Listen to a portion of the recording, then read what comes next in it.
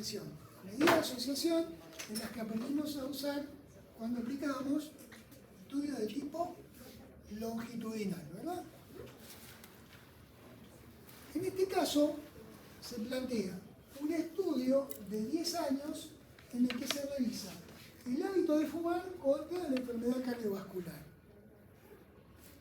Les presento esta tabla. ¿Qué tipo de tabla estadística es?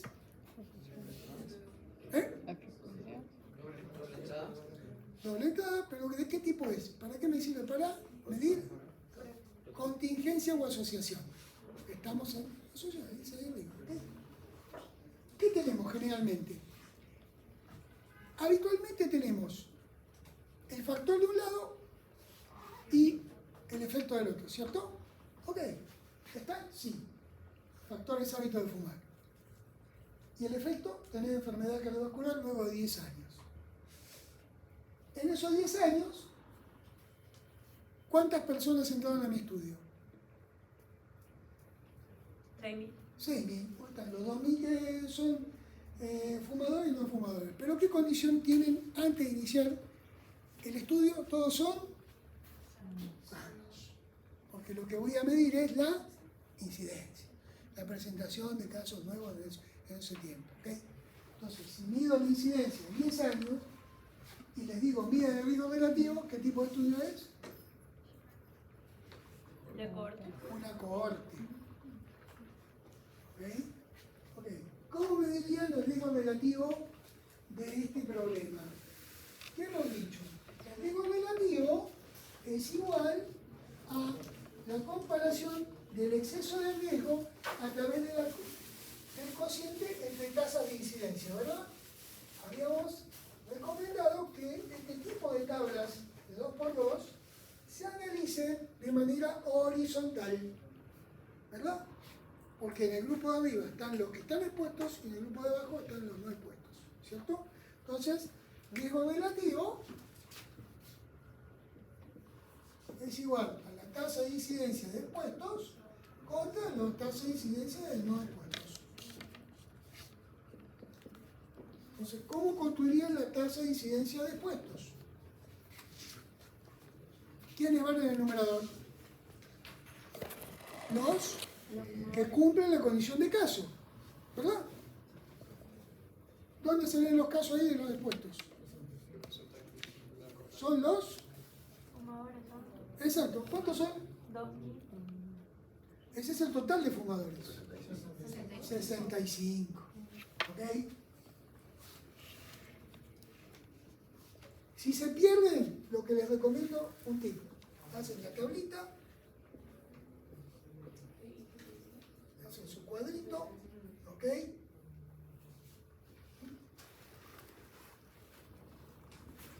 Factor de riesgo, presente, ausente, enfermedad,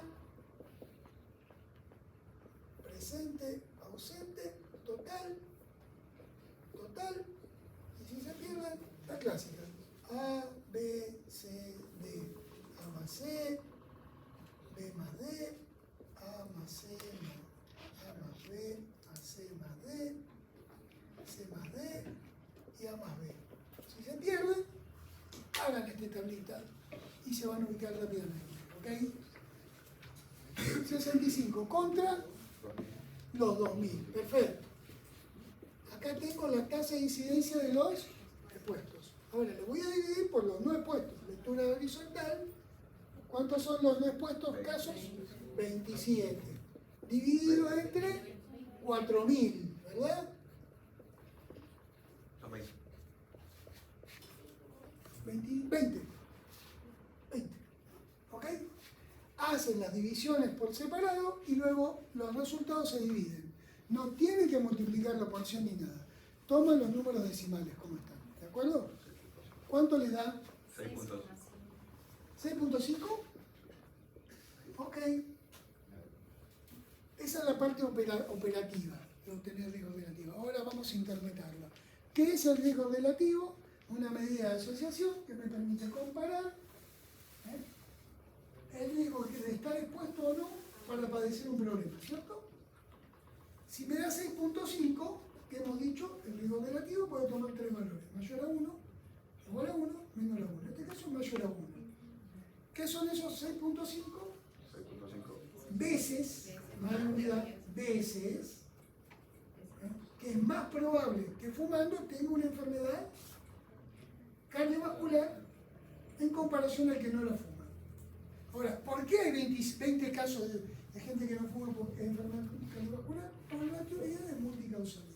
No abarcamos todos los factores. Por lo tanto, aquí es imposible pensar que no haya casos a pesar de no estar expuestos al factor que estoy estudiando. ¿De acuerdo? ¿Qué más se podría calcular acá? Bueno, si obtengo este valor, también con lo que obtuve, vamos a aprovecharlo porque no está el ejercicio, puedo obtener un valor de impacto. ¿Cómo se mide el impacto? Riesgo atribuible. El riesgo atribuible o el riesgo atribuible proporcional o porcentaje. ¿Cómo se obtiene? Se aísla el factor para ver qué parte de la incidencia es responsabilidad de ese factor y cuál sería el beneficio para la población. Disminuir esa parte de la incidencia o del riesgo. Entonces, ¿cómo mediríamos en este caso? Tasa de incidencia de expuestos menos la de no expuestos. Agarrar este, ¿cuánto le da?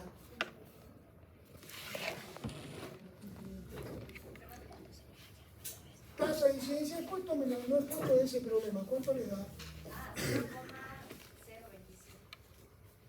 0,027.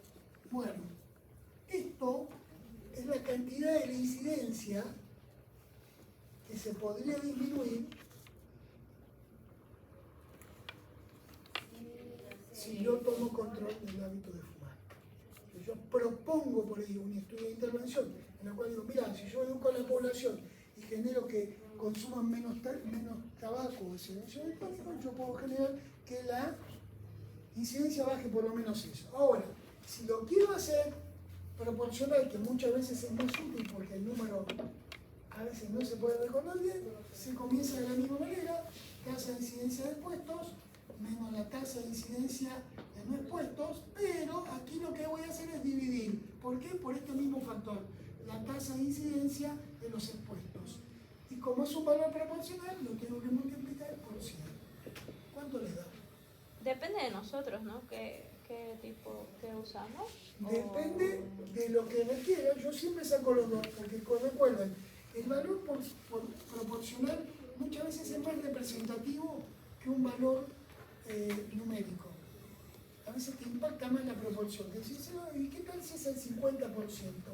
0,027 para una persona que te va a contribuir o va a tomar la decisión de darte plata o de apoyarte en tu proyecto, no lo vas a convencer con 0,027. Pero por ahí tiene un valor de relevancia mayor. ¿Cuánto da? Resten a lo que a ese le dividen por el valor de este y lo multiplican por 100.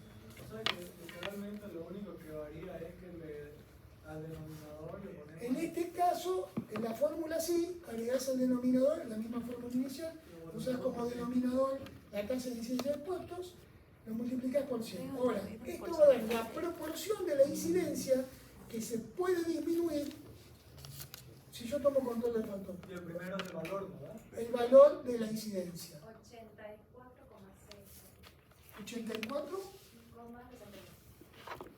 ¿Qué les pega mejor hablar? ¿De esto o de eso? ¿Tiene impacto? Bien. Altísimo. Es un factor, pesa mucho. El otro 16% se le pone la causa. Ahí se mide el impacto. Se podría sacar con los OR también, ya lo sabemos, pero en este caso no lo vamos a hacer. Vamos al segundo problema. ¿Alguna consulta? Claro, En riesgos relativos, vamos a hacer otro caso de riesgos relativos. vamos a hacer otro. Es que hay un ejemplo en el cual utiliza porcentaje en los riesgos relativos. O sea, entonces cuando tenga menos de 1... Cuando vos tengas el riesgo negativo, no se mide por ciento, se mide por veces. No tiene unidad, por veces. Claro, Como es una razón de incidencias, siempre te va a dar un valor numérico así, no lo sacás proporcional. Si bien la incidencia la podés sacar para algún momento para tu uso, pero aislada, en este caso cuando la vas a comparar, no se pueden dividir porcentajes por si acaso. No es una operación matemática admisible. Por eso no se aplica el porciento acá. No, claro, pero es que por ejemplo, hay un ejercicio en Dice, diapositiva yo lo tengo. que sale como 0,16 y usted le pone el 1 Resta, menos creo. 0,16. Ah, ok. Bueno, vamos a explicar por qué. ¿Qué dijimos cuando da menos de 1? Hemos dicho que en la línea de probabilidad, ok, ya sé lo que quiere decir usted. En la línea de probabilidad, ok, existe un valor, acá es 1, que es, este es el valor de que ocurra algo. Todo lo que está por detrás es que menos ocurre y esto es cuanto más veces va a ocurrir. ¿Qué pasa cuando da menos de 1? Hay un valor entre 0 y 1, o de 0 a 100, de probabilidad. ¿Qué es lo que te da el riesgo relativo? El valor del riesgo de que se produzca. Pero no me dice el beneficio. Entonces, ese 0,16, que después va a terminar siendo porcentaje, pero primero tengo que tomarlo en cuenta. Si vos lo transformás en porcentaje, no se puede utilizar. No es correcto matemáticamente. Ese 0,16 es el valor del riesgo, digamos, de que ocurra el evento. Menos de 1. Ahora, esto no es real, porque yo tengo que averiguar, y sé que cuando da menos de 1, es un efecto protector. Entonces, ¿cuál es el beneficio? Si la probabilidad que ocurra es 1, a 1 le tengo que restar el riesgo. 1 menos 0,16. ¿Cuánto te da? 0,84. Multiplicado por 100, te da 84%. Ahí es donde viene el elemento. Porque es más representativo. En el caso que yo les puse, seguramente les puse una vacuna. La vacuna se mide por capacidad o cobertura de protección, entonces se usa el porciento. Era cuando restás a 1 porque ya tenés, esta es la probabilidad que ocurra y este es el riesgo de que ocurra. Entonces tengo que ver la diferencia, cuánto es el beneficio. Por eso se obtiene la diferencia. ¿Se entiende? Bien por la pregunta. Hacemos lo que sea más beneficio. Siempre que dé menos de 1, vos le tenés que restar a 1 el resultado obtenido. Porque eso es finalizar. Porque si no estarías hablando negativamente. Este es el riesgo. Y no estás buscando un riesgo. Si da menos de 1, querés saber cuál es el beneficio de aplicarlo. Esto se aplica en estudios de medicamentos, en aplicaciones de estudios de comparación de técnicas quirúrgicas, dietoterapia. Se aplica en varios tipos de estudios en los cuales vos al evaluar si una bondad de algo, esperás que el resultado dé menos de 1. ¿De acuerdo? Si evaluás la bondad. Estamos evaluando el riesgo, entonces no podría ser menos de 1. Por eso. En este caso no llega a 1. Entonces, como la fórmula me da el riesgo, es un riesgo bajito, yo lo sé, pero ¿cuánto es el beneficio? Todo lo que le falta para llegar a 1 es lo que te protege. Entonces, esa vacuna es útil porque me daría sobre 100 vacunados que solo 16 por ahí se pueden enfermar y cubrir 84. Es una muy buena vacuna. Doctor, o sea, el 0,84 vendría siendo el riesgo de que no ocurra, De que no ocurra. o sea, El beneficio. de que no ocurra el Porque la beneficio. fórmula siempre es positiva. Ah, siempre claro, te el va a caso dar acá riesgo. es inmunización. Entonces, La el riesgo de que fórmula no va a dar ocurra, el beneficio de la vacuna es del... 84%. Ese es el beneficio, porque se lo despejaste. Le retiraste el exceso de riesgo y le aplicaste el beneficio. Si hubiéramos llegado a desarrollar la materia, también hubiéramos hablado del curva normal de Gauss. Ahí también se da un caso en el cual también se hace la diferencia para ver dónde cae. Pero no es el caso. Bien por la pregunta, porque me estás preguntando si el riesgo relativo toma un valor diferente. Ahora, ¿qué pasa si da 1? Lo que tenemos que decir es que no hay diferencia de riesgo, da lo mismo estar expuesto o no expuesto, no puedo comprobar la asociación para ese caso. Entonces no hay asociación, porque no hay diferencia entre estar expuesto o no expuesto. ¿En qué caso coincide? Cuando el numerador es igual al denominador. Todo numerador que coincide con el denominador siempre da 1. 1 dividido por 1, 1 millón dividido por 1 millón, 1. Entonces no va a cambiar eso. ¿Okay? Pero bien por la pregunta. En este caso, siempre que tengan disponibilidad de la incidencia, va a ser posible, porque no falta en algunos casos, va a ser posible que puedan calcular el riesgo atribuible a la medida del impacto. Vamos al segundo ejemplo. En una tabla hago un estudio en el cual voy a ver también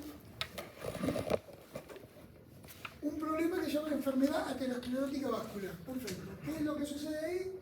En la íntima de la pared, en los endotelios se lesionan y se van formando placas de aterosclerosis, ¿cierto? Pero en este caso voy a utilizar otro factor. ¿Cuál factor voy a utilizar como factor de exposición? Ser hombre. Porque dice aquí pertenecer al sexo masculino.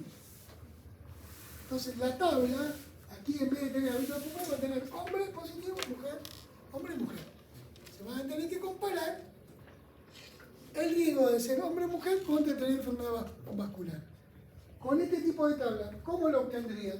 Ahí dice, bueno, es una tabla en la cual se me expone la variable de edad por rangos, por intervalos. Perfecto. Y me pide que saque para cada rango de edad, para cada intervalo de edad, la diferencia de ser hombre o mujer para la enfermedad. ¿Cómo obtendrían con esta tabla el riesgo relativo, supónganse, para los 29 a 34 años?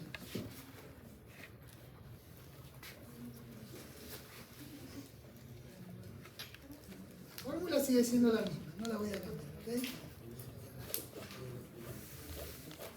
¿Qué datos de esa tabla van a querer usar? Si solo tomamos la edad de 29 a 34 años. Sí. La tasa de incidencia de los hombres y la tasa de incidencia de las mujeres de 24 a 30. Ok, dictamen, la de la 24-24. ¿Qué va acá arriba? Arriba de la tabla, ¿no? El denominador de los expuestos, sí, expuestos. Tengo que reorganizar así hombre y mujer para poder verlo.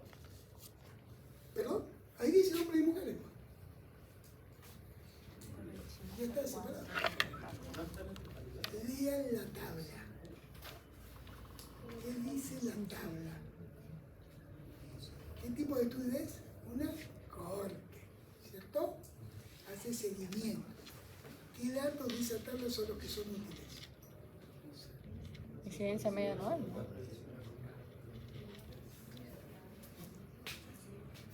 Este o este. La segunda. Incidencia media. Correcto, porque ya está calculada la incidencia. Yo no necesito que la obtengan, yo se las estoy dando. ¿Se dan cuenta? ¿Por qué no me sirve la primera columna tanto para hombres como para mujeres? Porque es el examen inicial. Porque dice que es al inicio. Por lo tanto, si es en tiempo cero, todavía no me dio la incidencia. Es lo que tengo como riesgo o tasa en ese momento inicial, pero es un estudio prospectivo. Entonces voy a ir a ver qué pasó. Ok, 19 contra 0. Obviamente gana el numerador. Conclusión, el riesgo de tener enfermedad cardiovascular de nunca 29 y 34 años, siendo varones 19.34 veces más que de la mujer. Pero eso no es indeterminado. No, porque aquí no es 0 y aquí es 19. Por lo tanto, prevalece el numerador, tiene 19 veces más. Las mujeres no lo tienen 0 de incidencia. ¿Esto puede suceder fisiológicamente? Sí.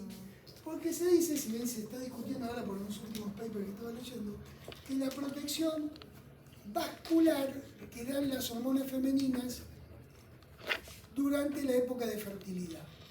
Por eso van a notar quizás que cuando llegan al último grupo ya estén a casi la mitad de incidencia que los varones. ¿Qué pasa entre los 55 años? Ya está la mayoría posmenopausia, no tiene las hormonas fluyendo. Aunque lo que se está viendo, seguramente por algún factor ambiental, es que este 0 ya empezó a cambiar, ya empezó a cargarse. Y hay tanto infarto de hombres como mujeres de edades muy jóvenes. incluidas las emocionales y otras accidentales. Doctor, entonces en el caso que ya nos dé la incidencia, solo hacemos la comparación entre los dos. Obviamente, lo que yo estoy buscando es que razonen y que lean una tabla. Muchas veces uno se atolona y dice, pero si está dicho y está escrito, no tengo que inventar nada, no lo estoy inventando. Dice incidencia, esa es la incidencia que tiene la gente. Tengo que dividir una cosa sobre otra. ¿Se entiende lo que quiero decir? Así también lo pueden hacer para cada uno de los fines. ¿Para qué podríamos usar la primera columna? No, la primera columna me sirve de referencia para hacer después el seguimiento. Pero esta es una columna que a veces utilizamos como información y a veces como efecto. En la posición. Para cada fila también, ¿sí? Esto contra esto, esto contra esto, esto contra esto. Y hacer una conclusión por separado. Si tiene dos filas, 4 conclusiones. 1, 2, 3, 4 conclusiones. Porque cada grupo está diferenciado por el rango de edad. Y esto tiene, ¿qué cosa? De la causalidad. ¿Qué dos propiedades se destacan de la causalidad que aprendimos en descripción?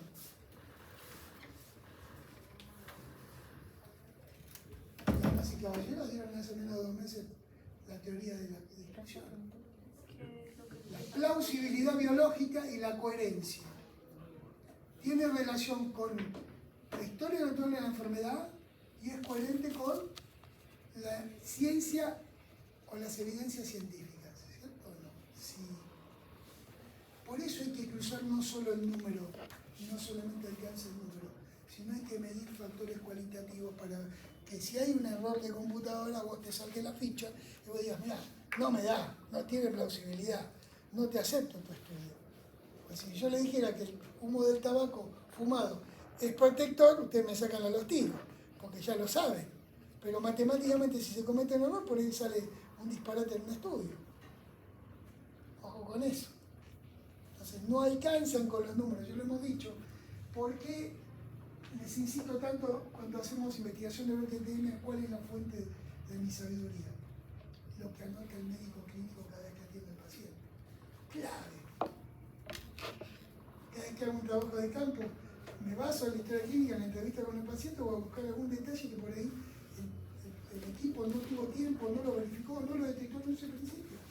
Y yo como conozco el periodo de incubación o algún otro elemento, digo, señor, ¿cuánto lleva? 5 días. Ah, le apareció esto, y esto lo tenía, no, doctora, hace 3 días no lo tenía. Y el doctor sabe, no sabe porque me dio el tratamiento y me dijo que vuelva dentro de una semana. Y el trabajo de campo lo detectó.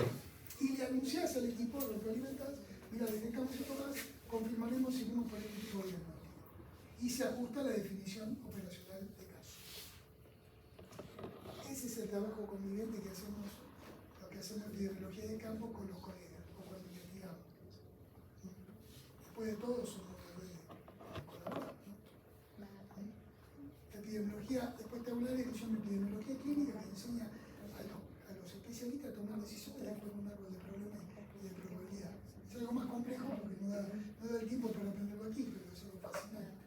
A mí me gusta porque soy clínico, pero el tema es que tiene muchas particularidades. O si manejan una administración de una caja o en su propia clínica o consultorio, pueden utilizar la epidemiología para hacer epidemiología gerencial y medir girocama, ocupación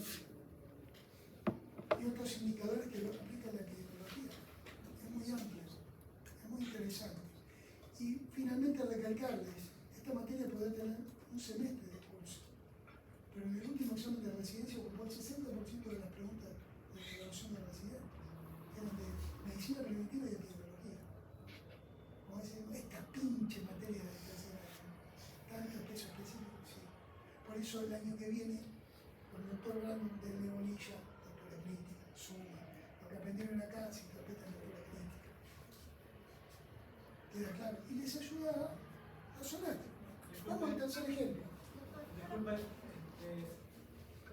¿alguna pregunta ya? Para elaborar la conclusión, ¿tenemos que detallar en cada grupo o en general? No, porque si te pido, como cada uno tiene un resultado diferente, tenés que decirlo detalladamente. Esa es la idea. Entonces yo no hago aquí la tabla de contingencia porque ya usted me está... Ya te lo estoy dando. No necesito que, en algunos casos no voy a necesitar a que vos le elabores. En otros casos decía, hacela, armalo vos acá. Le doy los datos, armala. Por cada fila. Y la conclusión es diferente porque cada valor es diferente. La misma vasito, nada más que cambiar los números.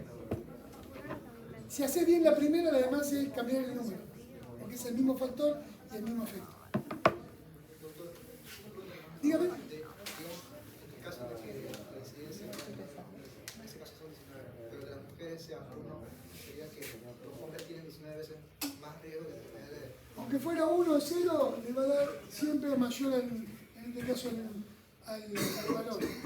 Y como le dije, tiene coherencia y tiene plausibilidad biológica en el resultado. Claro, pero en la interpretación sí puede ser así, como tal 0. Sí, da 19 veces más siendo varón en esa edad que siendo mujer.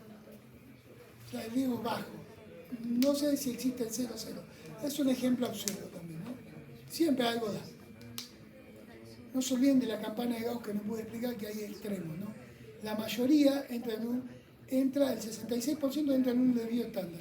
2 entra el 95% y 3 entra el 99,999 porque nunca toca la línea. Entonces, ¿qué es lo que hacemos aquí? Generalmente tomar esa forma de proporcional para entender la probabilidad. Como no la podemos tratar, lo tratamos por esta manera para que entiendan cómo se lee un estudio. Vamos al tercer ejemplo. Vamos a tratar de sacar aquí una razón de chances para un estudio que mide también, en este caso, el hábito de fumar y la enfermedad coronaria. Y ahora, obviamente, acabo de tener un conflicto de intereses con el primero, que fue pedagógico. Porque, ¿qué tipo de estudio apliqué acá? ¿Y por qué no apliqué una cohorte? ¿Por qué seleccionar los pacientes antes? Primero, técnicamente vos arrancás de la enfermedad. Pero si tuvieras la chance, ¿utilizarías una cohorte? Porque no vas a provocar una enfermedad coronaria en ser humano. Eso es una limitación también humana ética, ¿no? Ojo con eso. ¿Se acuerdan que lo experimental y la cohorte tienen cerebro? Cuando no puede, se van al caso sin control. Solo que tiene una limitación. Primero, la selección de los sujetos, que parten de los que están enfermos y no enfermos. Acá ya analizamos todos. O sea que el factor de selección es la enfermedad. En segundo lugar, la búsqueda de la información parte de ese efecto a buscar factores, ¿cierto? Respectivo. Y ese valor respectivo me hace armar una tabla idéntica, los datos van de la misma manera, no cambian, 2 por 2, 3 por 2, pero se arma la tabla. Pero al no poder, limitación, calcular qué cosa, no puedo calcular el relativo, ¿por qué? Porque no tengo el poder de unir la incidencia. Entonces tengo que optar por la reacción, la operación de productos cruzados. ¿Qué decía productos cruzados? A por C dividido B por D. Odds ratio, entonces. Porque es caso y controles, no hay otro. No pueden calcular un riesgo negativo porque no tienen incidencia. No lo van a poder hacer. Entonces, en este caso, se calcula por ratio, casos y controles, A por D dividido B por C. El valor obtenido, ¿cómo se interpreta el ratio? De la misma manera o similar al riesgo negativo. Reemplaza el riesgo negativo por no tener la oportunidad de cálculo. O sea, en eso tienen una ventaja para poder pensar. Lo que calcule me va a dar un valor que yo voy a poder interpretar de la misma manera. Una consulta. ¿Y sí o sí lo tenemos que usar? Porque, o sea, la fórmula del odds... Lo que pasa es que tiene una función matemática que llega a ese resultado. Vos podrías usar un proceso matemático previo, pero este es el más sencillo de calcular. Por eso se llama reacción de productos cruzados sobre números. Claro, porque si hago A sobre B y C sobre D, me va a salir un número completamente distinto. Correcto. Además no tiene aplicabilidad ahí. Por eso se hace este. Entonces, en este sentido sería, vamos a traducir los números, sería 112 por 224 entre 176 por 88. Fíjense que acá hay un detalle importante, no utilizan los totales. En el ratio no lo necesita. ¿Cuánto le da la operación de acá? 1,62. Bien. ¿Es un factor de riesgo fumar para tener enfermedad coronaria? Porque es más de uno. No tanto como uno esperaría, pero una vez más y media más. Listo. Ya está. Es más de uno. Ya es un factor. Primera pregunta de estimación, hay una asociación. ¿Es positiva? ¿Es un factor de riesgo? ¿Cuándo es una asociación? Entonces se concluye que en este tipo de estudio, los que fuman tienen 1.6 veces más de riesgo de padecer enfermedad coronaria que aquellos que no fuman. Doctor, pero... Si ocurre que dice en tal ciudad o en tal año, también hay que agregarlo en el relato, ¿no? Persona, lugar, tiempo. Doctor, pero, o sea, ¿se puede igual aplicar la otra forma? O sea, esos son de los productos usados. No se puede aplicar la otra por el diseño del estudio. Aunque salga del resultado igual, porque Puede ser, pero el estudio no te da la incidencia, vos no lo tenés, porque puede ser que acá te coincide, pero no va a ser siempre así. ¿Correcto? Ojo con eso. Sí, Y si hago el otro eso, igual puedo hacer una medida de impacto. se puede hacer con el horario del impacto. Se puede hacer. O sea, está en la lámina. No se lo exigí para que no confundirlo. Es mucho más óptimo usar la incidencia. Incidencia, quédense con ese dato.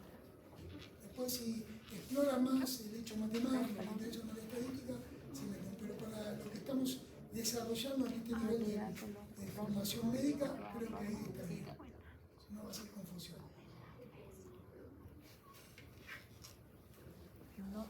¿Se entendió? Yo no puedo creer que mi hermano tenga tanta mano. Porque en el estudio, cuando vos introducís los datos, los introdujiste porque fuiste desde tus enfermos a buscar el factor y rellenaste la tabla. No son casos nuevos, son los casos que vos registraste para el estudio como casos y los controles. Y lo que fuiste a buscar es el factor al pasado. En el caso de la corte, por eso el diseño del estudio es clave. Exactamente, no sabés, porque vos contás los casos y tenés los controles por emparejamiento. No está, si me decís que esa es la incidencia, me la estás charlando. No es cierto. Porque son los casos que vos tengas contados los que van a participar del estudio, que quieran participar. Los enfermos, partís de la enfermedad. En el otro partís de ser sano con la probabilidad de enfermarte. Pero este estudio igual no resume la probabilidad de incidencia, No, no la hay. No hay posibilidad, no hay chance. el resultado. Excepto que intentaras un estudio de corte, pero primero parándote en el pasado para avanzar y ir viendo cómo están los registros del caso nuevo. Ahí sí que acepto que podías aplicar, como dice O, pero yo le dije es circunstancial, porque el estudio de corte es naturalmente prospectivo, pero uno puede pararse en el pasado para ir prospectivo desde el pasado. ¿Cómo lo entiendo? Supónganse que yo tengo una patología, y yo siempre dije, bueno, si hago corte parto de un tiempo cero y voy registrando la incidencia. Pero ¿qué tal si yo estoy parado acá y digo, caramba, pero no puedo aplicar una corte? Sí. ¿Por qué? Porque voy a buscar datos aquí, donde había sanos, todos sanos, una población. Entonces verifiqué quiénes tenían exposición a un factor y quiénes no la tenían. Y fui registrando, de los registros que existen, cuántos casos nuevos hubo en ese periodo. Y podés obtener un estudio de corte de manera de búsqueda de información retrospectiva. Se puede, pero para no confundirles, no lo hice de esa manera. Quédense con una corte retrospectiva y el caso se controla en retrospectiva. Pero doctor, ¿en qué caso habría registro? En el caso de que vos, por ahí, la corte, sea muy importante determinarla, es un muy buen sistema de información, además, muy bueno, ¿no? que no tenga fuga de datos, esas cosas. Y en el caso de que vos necesites buscar una razón, una causalidad más rápido que esperando buscar el factor de riesgo haciéndolo. Hay muchas circunstancias que exceden a la naturalidad del estudio. Por eso es clave acá que entiendan los tipos de estudio que se aplican en diferentes situaciones. Por eso la pregunta que hice hoy, ¿cuál es el estudio más habitual, más útil para trabajar en brotes? ¿Cuál era? Casos y controles. ¿Por qué? Por obvias razones, tengo los casos. Pero no veo el brote, o sea, ¿cómo? Vos vas a comparar, tenés los casos contra los que no están enfermos, tenés los dos grupos. Pero el brote... El brote tenés un conjunto de casos, vos los contás. Ahí tenés los casos. Y el resto que no está enfermo son los sanos, son los controles. Comparás los brotes y te da el riesgo de ese momento. De cualquier manera, para verificar la causa, si vos tenés varios factores, no se utiliza eso. ¿Qué se utiliza para diferenciar la causa cuando tengo varias opciones? Supónganse una fiesta con un menú de diferentes alimentos. ¿Cómo individualizo el que posiblemente sea el problema?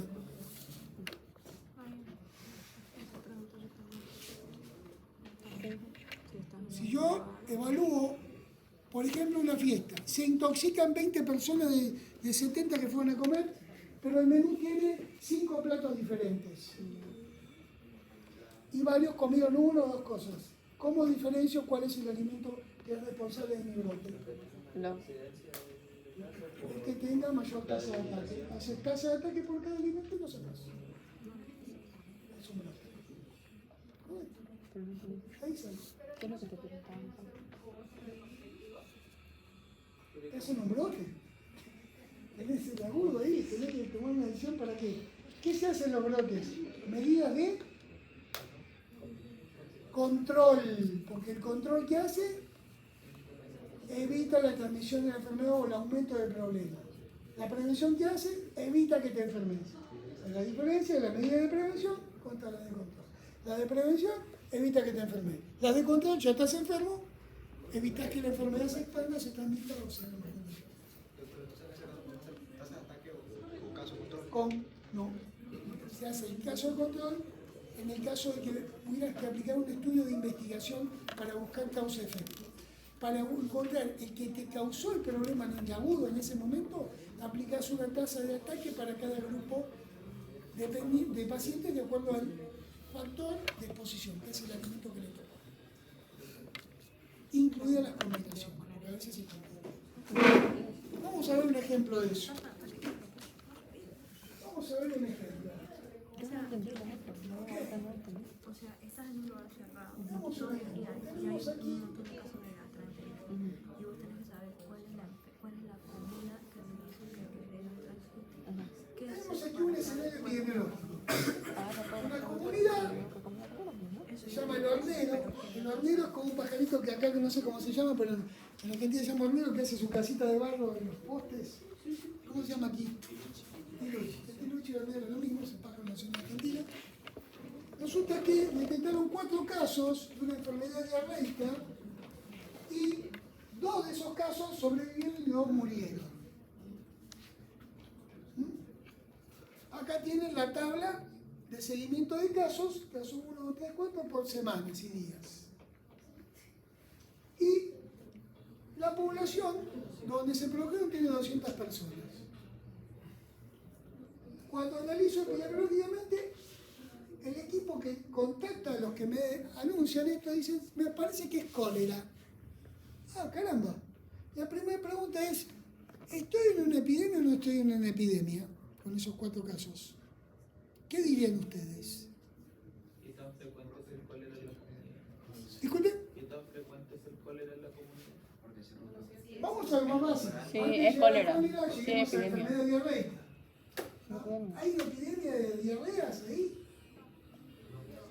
¿Qué tendría que verificar primero? ¿Cuál es la presencia habitual? ¿Cuál es la incidencia previa habitual que hay de esos casos en ese momento? Así no tuvieran una pregunta que les dé el otro número, ustedes tienen que responder. Necesito el dato No puedo decir, digo que sí, si tengo el dato y es menor, digo que no, si no supera al número de casos esperados para esa época. No te lo dice, ¿no? Mientras espera la confirmación, si ellos pensaron que era cólera, ¿en qué momento hicieron la denuncia? El aviso. Cuando tuvieron los La notificación sospecha clínica, porque sospecharon que era cólera, enfermedad de denuncia obligatoria inmediata, o sea, right now, ya, sin espera. ¿Por qué? Porque la enfermedad que tiene además, ¿qué característica tiene? Corto periodo de Es de incubación y alta alta letalidad. Corto mortalidad. periodo de incubación, alta letalidad. ¿Mm? Si tuviéramos que calcular, por ejemplo, las tasas de ataque o la incidencia por semanas, ¿cómo sería la incidencia de la primera semana? La X es cuando está registrado el caso que comienza, el primer día. El puntito es el día de desarrollo de la enfermedad. La F falleció, la R recuperó.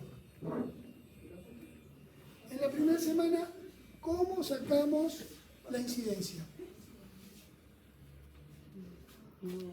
La cantidad de los expuestos.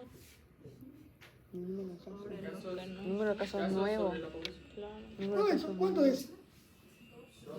2 sobre 200. ¿Por qué? ¿Por qué en la primera semana es así? Porque no hay más que 2 casos. Ah, la primera semana. Ok. En la segunda semana, lo mismo. Solo que, como están en brote por usar población dinámica, ya no van a ser 200. ¿Por qué? Porque fallecieron. Porque 2 se murieron. Entonces son 198. Ojo con eso. En las poblaciones pequeñas dijimos se usa población dinámica. Se reduce porque 2 de 200, 2 de 198 es muy sensible. Al ser un número muy corto, esa unidad que cambia es mucho a veces. ¿Pero no estaría cambiando yo el dato de los habitantes? Lo tiene que ajustar porque hay 2 que no tienen más ríos, se murieron. Los enterrados los No, claro, pero no serían. ¿Por qué dice 100? 2 eran 200 menos 2 muertos. Ah, 200. Ahí ya. 2 nuevos menos los 2 que murieron. Ah, ya, claro. 2 sobre habitantes. 198. ¿Se entiende? Ahora sí, sí. Ahí sí se aplica población dinámica. En los brotes se puede, sobre todo con poblaciones pequeñas. Ahora, cuando trabajamos en macro, unidad de epidemiología grande, se mantiene el denominador, no lo van a cambiar, ¿ok? Pero en brote sí lo pueden cambiar, lo pueden ajustar, porque, como les digo, no es lo mismo 2 de 200 o 5 de 200 que 5 de 198 o 195. Ahí puede cambiar sustancialmente el riesgo, la verdad. Y la verdad, prácticamente es que 2 no tienen riesgo porque fallecieron. Entonces, ¿qué puedo calcular en la segunda semana? Otro nuevo indicador que se llama letalidad. Ya puedo calcular la letalidad porque ya tengo 2 fallecidos. Doctor, ¿y si no fallecen pero siguen enfermos, igual los descontamos? El caso cuánto no se jura otro día. Sigue enfermo. Claro, por eso. Si no fallecen pero se mantienen ya infectados en el tiempo, No, ya acá no. lo contás, depende de la semana. Acá ponemos cuánto es la incidencia de semana 3. 0, ni uno. No, no, no. 0. No, pero no. Semana 4, 0. Sí, pero me refiero si en la segunda semana esos 2 pacientes no fallecieron, igual los descontamos por el hecho de que ya No, están no, la infectados. incidencia no se, solo se descuenta los fallecidos. Ahí sería prevalencia. La prevalencia, ¿cómo sería acá? O sea, por ejemplo, en la semana 4. Dependiendo En de la qué semana rango de 4, tiempo si vos estemos. contás de un tiempo 0 a un tiempo 1, fue 4 sobre 200. Esa fue la prevalencia total de. Y ahí pone obtener la prevalencia en 2 puntos específicos, el primer día de la segunda semana y el primer Claro, eso es para que vean la puntual. Primer día de la segunda semana, acá. ¿Cuánto es la prevalencia? 3 sobre 200. Pero si la tomas, ¿cuándo es la otra? Primer día de la cuarta, 4 sobre 200. Doctor, cambió, ¿no? pero ¿por qué está tomando 3, digamos? En la... Porque se llama prevalencia puntual. Ah, ya, ya, claro. Ah, O de ¿Qué punto de periodo referencia está puntual. tomando? Ah, o sea, pero, doctor, Los días, la semana pero ahí ¿qué? pone primer día de la segunda semana. Primer día de la Pero semana. hasta ese momento no estaba en fuerza. Primer día y te contó todo lo que ocurrió. Ahí dice prevalencia, ya claro. Debe 1, ser, 2. O sea, si es de desde ahí periodo- hasta si es de atrás. periodo, va a 3 sobre 2. Si es de puntual, es 1 sobre. Ah, pero lo va a pedir el asociado. Claro, depende si es puntual o de periodo. Pero ahí pone 2 puntos específicos. Entonces, de periodo. Un solo caso sobre lo que estén. 190 y- 198, ¿no? No, sigue siendo 200, no murieron todavía. Ah, tiene razón. Y en la cuarta semana igual le quitamos formas exactas. Por eso sirve hacer las curvas epidémicas y todo eso. Y en la cuarta semana ya lo quitamos. En las 4 semanas ya acá te queda. No tenés casos prácticamente, es cero la incidencia, ¿ah? Porque no hay casos nuevos, ¿verdad? La letalidad no se modificó, ¿verdad? Y la prevalencia tampoco. Fue total 4, pero en total. 4, pero 4 en las 4 ¿cuánto sobre semanas. En el mes 200? fueron 4 sobre 200. Esa fue la prevalencia total. Pero doctor, y en el caso pone que ponga ahí dice primer día de la semana 4, entonces Y me queda sería. la semana 4 me planto acá. Sí, 0. ¿La prevalencia cuánto es acá? No hay ningún caso. Hay un caso. No hay. A prevalencia, pero. Prevalencia 1, claro, 1 sobre el que está todavía enfermo. Sobre Por 2. eso hay que leer la tabla, que es punto, que es rey, que es sello. Ah, no, porque ya murió. La X es el primer día que vos lo diagnosticás. Cada punto es un día de recorrido de la enfermedad. F es que murió, último día de su vida. R, último día de la enfermedad recuperó. Como excede el cuadro, quiere decir que todavía no tenéis el alta de este paciente. En la primera. La prevalencia se toma por el total, porque es todos los casos, sobre todo la población existente. No es como la incidencia. Por eso, pero La incidencia sí se descuenta al ser número. Ahora, la gran pregunta, plantearon la enfermedad de cólera. Con este escenario, ¿plantearían, están de acuerdo que fuera cólera? Si estoy en las 2 primeras semanas, por ahí dudo, pero no creo. No lo creo. Aunque hubiera expandido la enfermedad, hubiera hecho más clínica, y hubiera pasado otra cosa. Y además, deberíamos preguntar cómo era el cuadro clínico diabético. Doctor, Es altamente explosivo, primeras 8-6 horas, 16 deposiciones líquidas, descompensación hemodinámica rápida, cosa que la demás te da tiempo, ¿cierto? ¿Saben cuál es un muy buen síntoma que preguntarle a un paciente que tiene diarrea? Para medir cierto pico de riesgo. Si tiene sed. Si tiene sed, quiere decir que su sistema nervioso está reaccionando a la deshidratación. Y dice, dame agüita o tírame algo. La otra son los calambres. Pérdida de oligoelementos, preferentemente potasio, tiene calambres.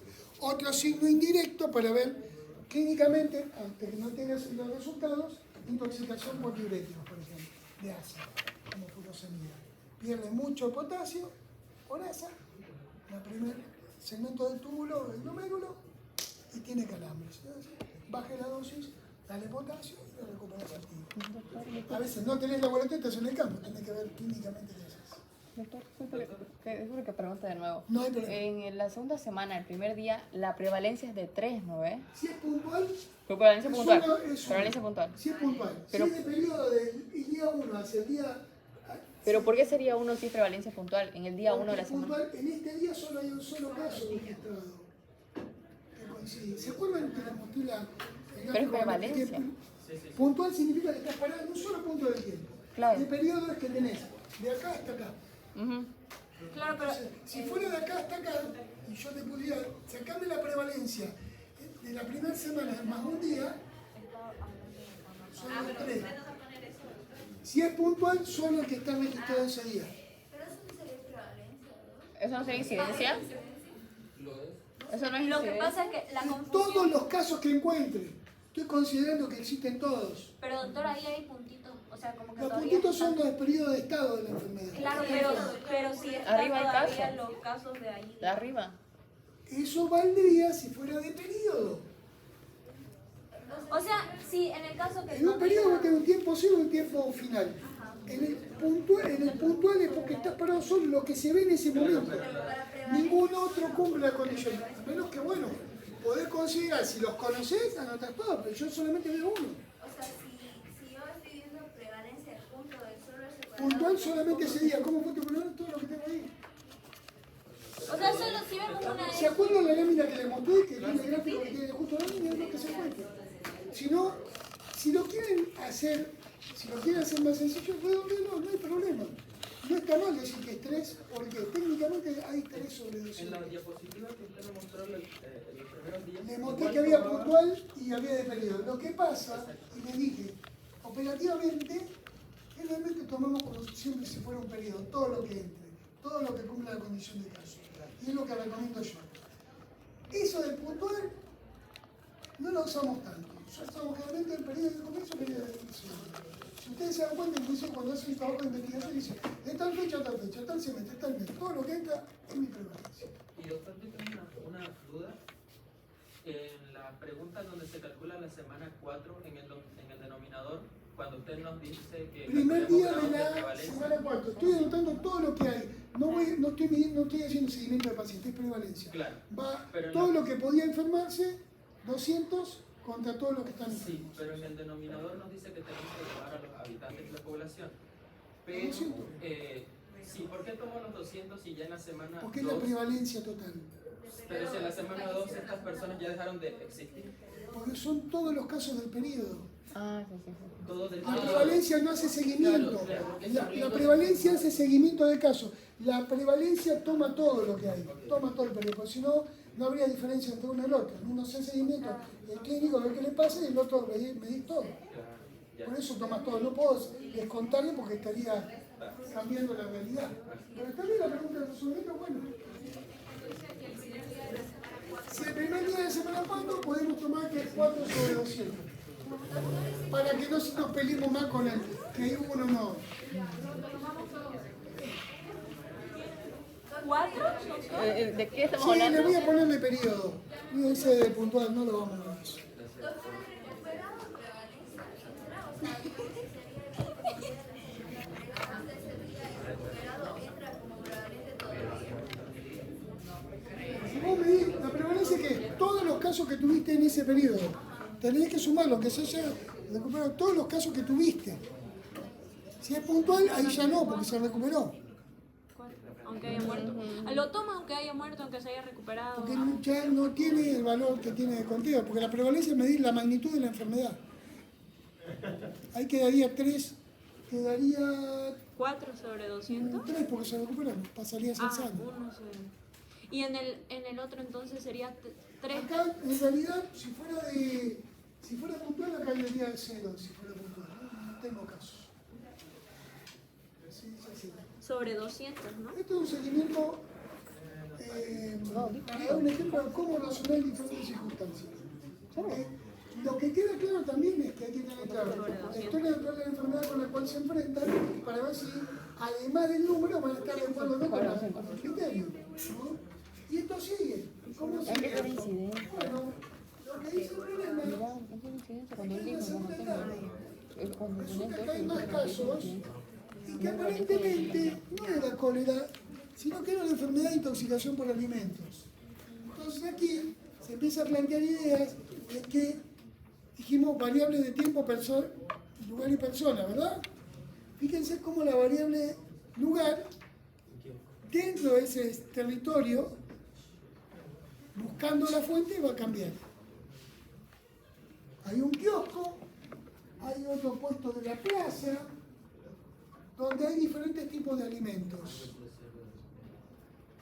Ahí es donde hay que ver lo que hablábamos hoy, de calcular las tasas de ataque para cada alimento y lugar, para ver quién podría ser el que más lo produce. Es más, se complica porque hay gente que fue a los dos lugares o que consumió más de un alimento.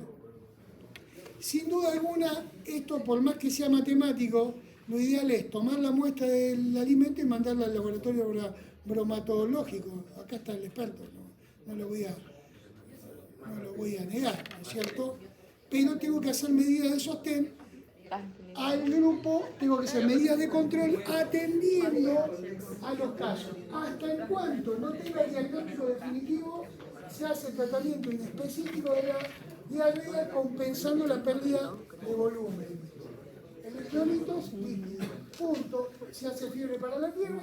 Si sospechan alguna enfermedad infecciosa, le dan, inicialmente pueden intentar un empírico, si tarda mucho el laboratorio, con base en la epidemiología, cuál es la bacteria que más frecuentemente afecta.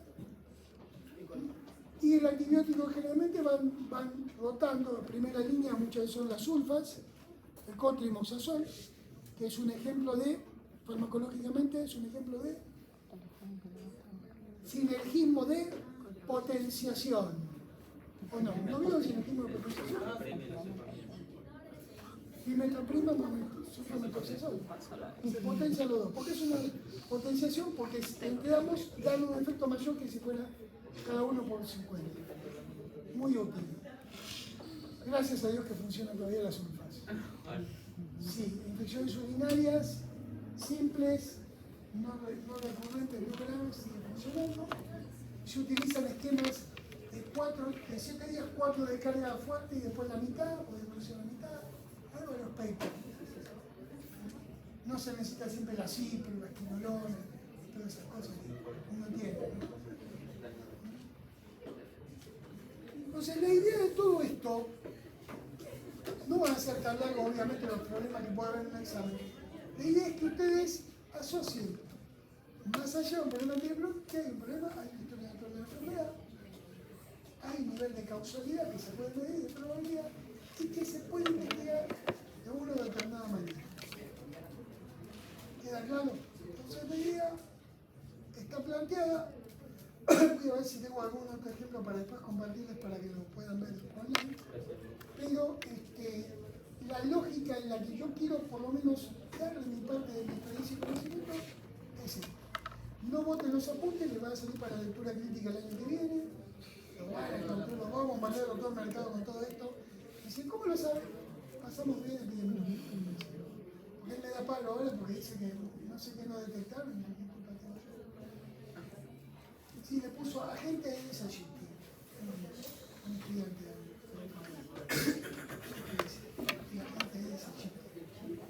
¿La enfermedad? le puso agente de la enfermedad a ese yo. Un vector. Es como la inhalación de partículas por piel inhalatoria. Así me planteó la materia, increíble. Fue el primer año cuando me hablaban de alma alta, salud para todos dentro de 200 años.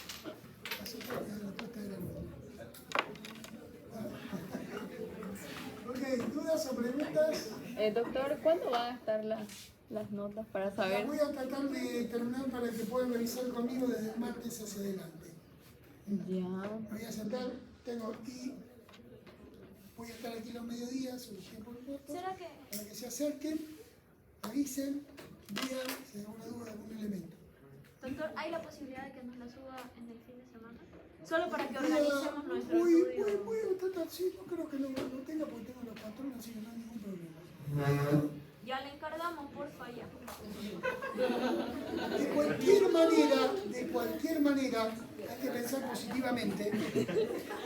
¿Por qué no dejaría de estudiar? Porque los exámenes finales son la siguiente semana después de terminar la semana siguiente. Por ese motivo, hay que cambiar el chip de estudiar solamente para las evaluaciones. Hay que estudiar para aprender. Lo que quiere decir que esto no sería así si todos los días un poquitito, todos los días un poquitito. ¿Qué hago los últimos días? Repasar. No estudiar, repasar. Ustedes son hijos del rigor, como suelo decir. Les tengo que poner la picana eléctrica para que reaccionen. O la palabra examen. Al final,